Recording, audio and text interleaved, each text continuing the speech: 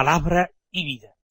Hoy es el sábado de la 7ª semana del tiempo ordinario, un sábado que es 2 de marzo. Estamos en el día dedicado a la Virgen, el sábado, y es primer sábado de mes. Y recordemos nosotros la comunión de desagravio y de reparación al Inmaculado Corazón de María durante 5 primeros sábados de mes. Además, durante algunos meses va a ser el último sábado del tiempo ordinario. Ya el próximo sábado estaremos en Cuaresma. Por eso nosotros tenemos que concentrar en este sábado ese deseo y esa intención de vivir todo el tiempo que empezaremos en breve, ese itinerario hacia la Pascua, desde María y con María.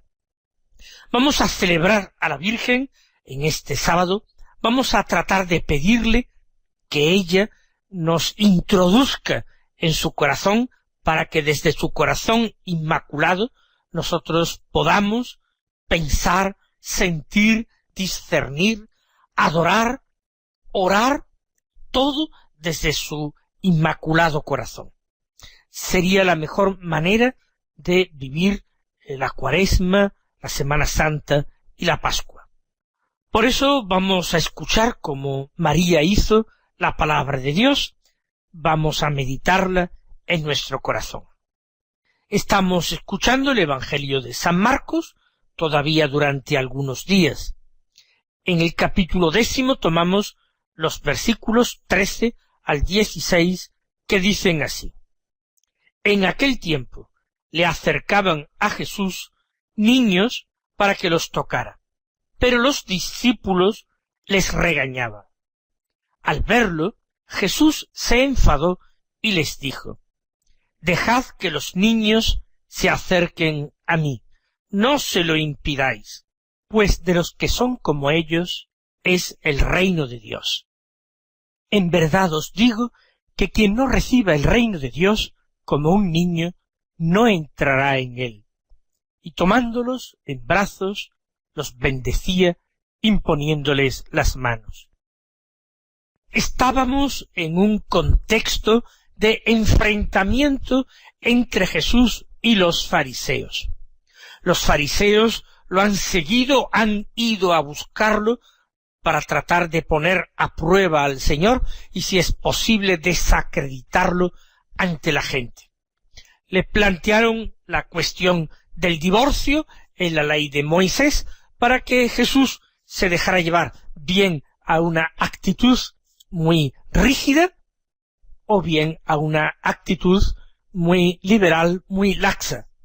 Desde ambos puntos de vista se podía atacar al Señor. Ellos de momento no tenían ninguno, esperaban a que el Señor se manifestara para decantarse por una perspectiva u otra. Ahora el panorama es totalmente distinto. No se trata de personas que buscan a Jesús con una intención retorcida, malvada, sino personas que llegan a Jesús impulsados por otras y sin un propósito totalmente claro. Son niños, algunos serán muy pequeños y no saben ni quién es Jesús ni por qué lo acercan a él. Otros serán mayorcitos y expresarán quizás su simpatía personal, el atractivo que desprendía la persona del Señor, era extraordinario. Por eso, dice el texto al comienzo, que le acercaban a Jesús niños para que los tocara. ¿Quiénes los acercaban? Evidentemente sus madres o padres. Era su familia quienes acercaban los niños. ¿Y por qué lo acercaban para que los tocara? Lo hemos ido escuchando a lo largo del Evangelio, a lo largo de las semanas pasadas. Porque todo el mundo estaba convencido de que el contacto con Jesús era un contacto salvador, sanador. Nos acordamos de la mujer que padecía flujos de sangre, la hemorroísa, cómo ella en medio de la multitud, de una manera anónima, se acerca a Jesús y logra tocarle la orla de su vestido, e inmediatamente se seca la fuente de sus hemorragias y queda curada. Y eso que llevaba 12 años con tratamientos médicos que la habían prácticamente arruinado sin conseguir ningún alivio, ninguna mejoría. El contacto con Jesús era sanador, y así la gente pedía que impusiera las manos a uno u otro, a un sordomudo o a un ciego. De modo que es muy normal que las madres acercaran sus niños a Jesús aunque no estuvieran enfermos. Ese contacto con Jesús iba a prevenir a sus niños de enfermedades, y no solamente de enfermedades del cuerpo, sino también, estoy seguro que las madres así lo pensarían, se trataría de una verdadera bendición para sus vidas, que repercutiría positivamente en ellos. Por eso esa aproximación osada a Jesús. Los niños, si eran muchos, seguramente alborotarían. Unos estarían de juegos, otros muy pequeños, quizás llorarían incluso al ver el alboroto que se formaba. Todo esto parecía poco serio para un rabino, para un maestro de la ley. Los doctores de la ley no trataban con niños en absoluto, tampoco con mujeres. Solamente tenían discípulos varones, y sólo a partir de cierta edad. Y entonces los discípulos se sentaban a los pies de sus maestros para escucharles. Y a partir de cierto momento, pues también podían bien plantear preguntas o bien participar con sus maestros y otros condiscípulos en coloquios o debates en que se trataba de algún tema y tenían que irse ejercitando en un estudio de la ley compartido, en unas ciertas reglas de retórica, pero nunca niños pequeños y sus madres, mujeres. Esto no parecía serio para un verdadero doctor de la ley. Y los apóstoles, que tampoco han sido alumnos de doctores de la ley convencionales, sino sólo de Jesús, y algunos antes lo habían sido de Juan Bautista, comparando los discípulos que tienen los fariseos, les parece poco serio. Ellos quieren conseguir algún prestigio. Y si esta es la forma de actuar o de proceder, al contrario, a los ojos de los doctores de la ley, ellos van a quedar todavía más desprestigiados. Por eso, dice San Marcos, que los discípulos les regañaban, seguramente a los niños y a las madres. Seguramente amonestarían a las madres para que se los llevaran, para que no molestaran a Jesús. Los niños no podían aprender de Jesús si eran demasiado pequeños. Además, Jesús había predicado siempre para todos los públicos. Había predicado para adultos, hombres, mujeres, ancianos y niños. Recuerden los episodios de la multiplicación de los panes y de los peces, cuando en la primera ocasión Jesús sació a una multitud, en que había 5.000 hombres, varones, sin contar mujeres y niños, lo que deja entrever que esos varones no estaban solos, que había también muchas mujeres y sus hijos y niños.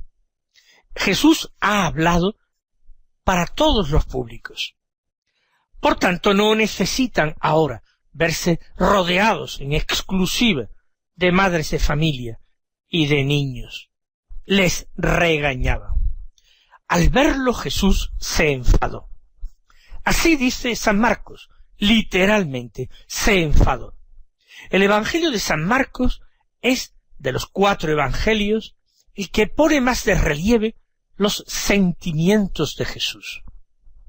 En el Evangelio de San Marcos, por ejemplo, en una ocasión en que Jesús interroga precisamente a los doctores de la ley un día en la sinagoga y les pregunta qué está permitido hacer en sábado, hacer el bien o el mal, curar a un hombre o dejarlo morir. Y ellos callaban y no respondían a sus preguntas. Dice San Marcos que el Señor miró en torno a él con una mirada de ira. Ningún otro de los evangelios atribuye esas reacciones y esos sentimientos al Señor. Ira, sorpresa. Aquí nos dice que Jesús se enfadó. Y así como Jesús podía ser el más dulce de los amigos, el más cordial de ellos, podía ser como el más entrañable de los hermanos. Sin embargo, cuando Jesús se enfadaba, sus discípulos percibían que en ese enfado había también una censura de Dios, que no estaba en absoluto contento con ellos.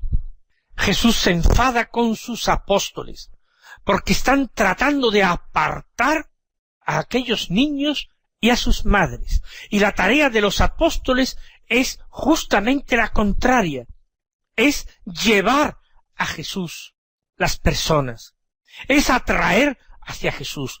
Su tarea era la de ser pescadores de hombres, que sacan a los hombres como peces del mar, es decir, del ámbito del mal, para llevarlos a esa barca donde Jesús lleva el timón. Les regañó Jesús, diciendo: dejad que los niños se acerquen a mí. Jesús personaliza, no se refiere ahora a las madres que llevaban a los niños, se queda solamente en los niños que vienen a mí. En el alma de los niños, Jesús descubría una limpieza que no encontraba en los adultos. Todavía las redes del mundo no habían hecho presa en los niños, ni tampoco las redes de la carne, y el diablo poco tenía que ver con ellos. Jesús amaba a los niños porque veía en ellos lo que el Padre Dios quería ver en todos los hombres. Quería ver la inocencia, quería ver la gracia, quería ver una confianza sin límites, una sencillez extraordinaria, una falta de ambición y de codicia. No quiere decir que los niños sean perfectos, pero esas pasiones y esos pecados capitales que también acechan a los niños no han podido cobrar todavía demasiada fuerza. Los que son muy pequeños todavía no tienen el uso de razón, no tienen ninguna, pero incluso en los mayorcitos no es la misma la fuerza de la soberbia, de la codicia, de la envidia, de la lujuria, de la ira, de la gula y de la pereza. No tiene nada que ver la fuerza de esos pecados capitales en un niño. Por tanto, dejad que los niños se acerquen a mí. A Jesús no le molesta. Al contrario, le dan una extraordinaria alegría. Con ellos se siente a gusto, más a gusto incluso que los apóstoles, que como recordábamos hace pocos días, por el camino andaban discutiendo y peleando entre sí acerca de quién era el más importante. Y luego, cuando el Señor se lo pregunta, ¿de qué hablabais por el camino?, no se atreven a responder. Jesús quiere almas de niño. Por eso, más de una vez, tomó a un niño y lo puso en medio de sus apóstoles para convertirlo en modelo. Concretamente en esa situación que estoy yo recordando y que leíamos no hace demasiado tiempo. Jesús, que ha llegado ya a la casa, seguramente a casa de Pedro y de Andrés, y que después de hacer caer en la cuenta a los apóstoles, que él se ha dado cuenta de todo, de que sabe de qué hablaban por el camino, toma un niño, quizás un niño de la familia de Pedro, lo pone en medio y les enseña: el que no se haga como un niño, el que no se haga como éste, no puede entrar en el reino de los cielos. Aquí el Señor sigue diciendo: no se lo impidáis, porque de los que son como ellos es el reino de Dios. Por eso se siente tan satisfecho, tan a gusto en medio de los niños, porque son verdaderamente ellos imagen de los ciudadanos del reino. En el reino un día todos serán como niños, y es bueno y agradable para Jesús, que vive en este destierro encarnado. Es bueno encontrar almas que son parecidas, semejantes a las de los ángeles. No se lo impidáis, dejad que los niños se acerquen a mí. Hay tres cuestiones. Por una parte, facilitar la aproximación a Jesús de los niños. En segundo lugar, al menos no impedirlo si ésta se produce. Y en tercer lugar, una enseñanza.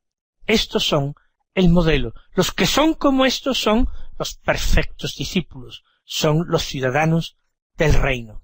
El Papa San Pío X hizo referencia a este mandato de Jesús cuando estableció que se adelantara la edad establecida para recibir la primera comunión. Él pensaba que el deseo y el mandato de Jesús era evidente, que los niños se acerquen a él. Esto había que procurarlo, había que facilitarlo, de ninguna manera había que impedirlo. Había que procurar que los niños tuvieran una vida eucarística, porque esto era un bien que necesitaba la Iglesia. La oración eucarística de un niño que comulga, que recibe a Jesús, que se acerca a Jesús, es poderosísima. La Iglesia necesita de las oraciones de los niños. Los sacerdotes las necesitamos. Y las oraciones de todos los que son pequeños o de los que se hacen pequeños. La oración de los pobres, la oración de los enfermos. Toda esta oración es la gran fuerza de la Iglesia y el gran argumento de la Iglesia contra sus enemigos. Qué importante es repetir esta enseñanza en momentos en que parece que se va perdiendo. No esperemos a que nuestros niños acudan a la catequesis parroquial o vayan al colegio católico. Aprovechemos todos los momentos de contacto, de relación, para hablarles de Dios, para hablarles de lo que es rezar, de decirles lo mucho que Jesús los quiere y quiere ser sus amigos y quiere tener confianza con ellos y que ellos aprendan a hablarle, a pedirle, a compartir con él sus cosas. Seamos catequistas en nuestra casa, en la casa de nuestros amigos, en la casa de nuestros hijos. Seamos anunciadores del Señor allá donde vayamos y pidamos gracia al Señor para hacerlo bien. Pidamos gracia al Señor para que no seamos de ninguna manera obstáculo para este encuentro entre Jesús y los pequeños.